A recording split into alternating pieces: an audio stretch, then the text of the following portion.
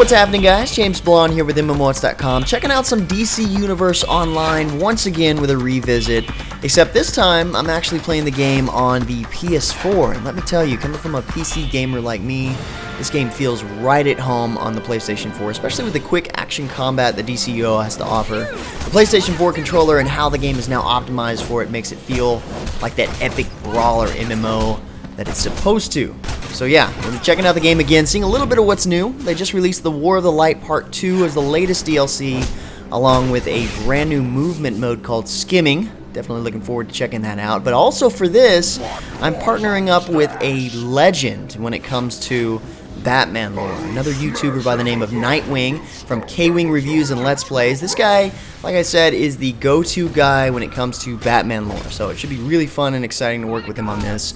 And we'll be doing a couple of videos together, Let's Play style, where I show him around the game a little bit, hopefully exploring some new stuff along the way. But the cool part is, if you guys like and share these videos, primarily this next video, and we get the most likes, shares, and views, then Sony Online Entertainment will send us a PlayStation 4 to give away to you guys. One lucky winner. So yeah, it's kind of a contest, so you want to stick around for that. And that'll be happening soon enough. For now, I'm going to show you a couple of cool features and the way I'm set up in the game so far. You just got to see my villain character. That's semi-auto. He's set up with super speed, a sniper rifle, and telekinesis as his power that can either cause his victims to become a magnet for large, heavy objects, or in a sense just plain make their head explode. Or at least confuse them a bit while you get to shoot them down. Let's just go with that. Either way, he's set up pretty cool, honestly. But Knightwing, on the other hand, seeing that he is the Batman guy, well, let's just say that he won't go for the whole villain thing. So I had to start fresh with a new hero, which is this guy here, Droid Rage. Don't worry, I'll explain the name here soon. And I know he doesn't quite look like a hero, per se. So I decided to create a little bit of lore in my head, and if anybody asks, he originally signed up to be a villain, but, you know, somewhere in the process, his papers got mixed up a bit, and then Batman decided to start telling him what to do, so yeah, went for it. He's definitely a bad guy looking hero, but hey, you know, the cool part about this game is that you can do that. You can make your heroes look menacing and be a villain even though you're a hero. It's cool that you can do that. And his setup kind of goes along with, you know, his look. Of course, I had to check out the new skimming movement, so that's why he looks like he's gliding or skating through the air. And I can't wait to check out the skills that are associated with this. Oh, plus he can fly vertical, which is really nice that they kept that associated with this. So he's not just hovering, he actually has mobility. Seeing that he's a cyborg with a brute body style, I went with brawling fighting versus having any weapons, so he just punches his way through enemies. And of course, his power is rage, hence the name Droid Rage. Raging cyborg is what he is, which, you know, of course ties all that together even better in my opinion. He's kind of the hero villains don't want to piss off, and usually that's the other way around. So here I am, just kind of exploring a couple of the first quests in Gotham. My objective here is to stop Scarecrow from spreading fear gas to the people of Gotham. So I've got to protect the hazmat guys and destroy the gas emitters here. But again, it's cool how I've got my character set up. For those of you who didn't know, you can customize your abilities based around your power. In my case, it's rage, like I mentioned. Your weapon, or in my case, it's my fists. And you can also put points into your movement, and from each of these you can decide from several different options, plenty of options actually. It's kind of like each one of these has a skill tree, and you can kind of jump around back and forth when you obtain points. So with the customization in the game, which is pretty elaborate overall anyway, you can make your hero or villain look really unique and play how you want them to. So you're not going to run into many players that look and fight the same way you do, which is really cool in this game, and I think it's very necessary. Right now, I'm pretty much level 5, and I've put some points towards my brawling, and then I've got 2 points towards my powers, so I can do some nice combos already.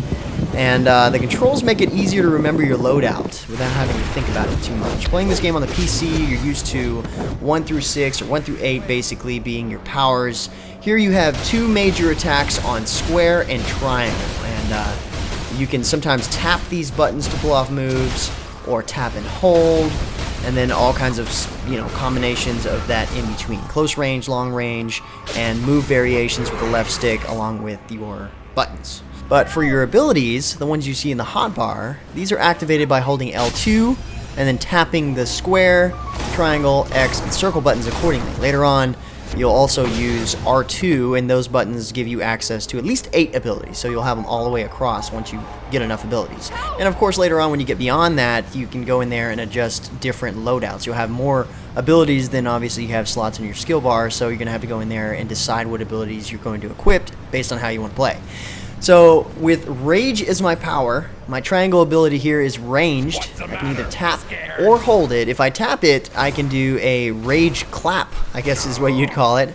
And if I hold it, it blasts a Rage rock at my enemy, which looks cool and is pretty effective, especially for a somewhat basic ability. Now my first ability down my power tree, so the ones on my hotbar here, is a ranged blast, which is pretty effective against a lot of enemies. Not so much against structures, but it's still nice to chain in my combos. It can help me rack up a pretty high combo score that way. Plus, you don't have to worry about it using a lot of energy, and its cooldown is super fast.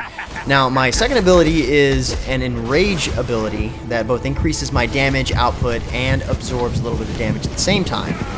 This early on in game, it's not been super useful, but I can bet later on that it'll work out nicely. So I might actually unequip that one and save it for later, you know, put it in a different loadout.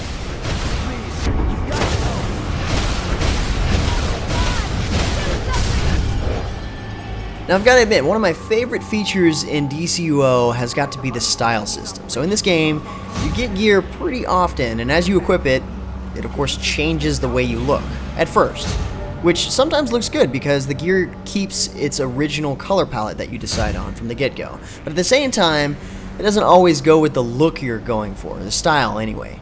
So with the style systems, you can go in and look at all the visual styles of the gear that you've collected, even if you've trashed it or sold it, and apply that look with no hassle. So you don't have to worry about spending any points or in-game cash shop items or anything like that to do this. This is something you do constantly.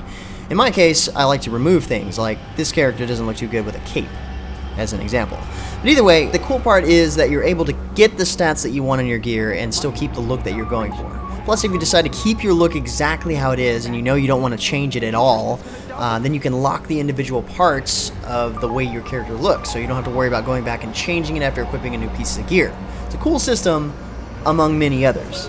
Well, anyway, guys, that's probably a good stopping point for this video. I wanted to start out by showing you my character, letting you know what we're going to be doing, and introducing my partner in crime, or against crime in this case.